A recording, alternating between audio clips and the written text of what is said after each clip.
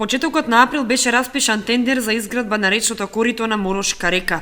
Средствата за реализација се добиени преку проектот за управување со речниот слив на река Брегалница и истиот чини 50.000 швајцарски франци од Швајцарската агенција за развој и 10.000 франци учество на општината.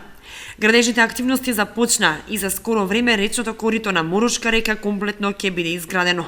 Значи тие веќе се почнаа со припремите за воведување во работите, за да може да отпочне проектот да се изведува, така да со изведбата на овој проект очекуваме дека ќе се изврши уредување на речното корито, односно урбано уредување на речното корито, бидејќи тоа поминува низ централниот дел на село Мородес, меѓутоа исто така, значи и со самата регулација ќе се спречи понатаму да се случува ерозија на земјишето, меѓутоа исто така и наноси на земја, камен и друг материјал.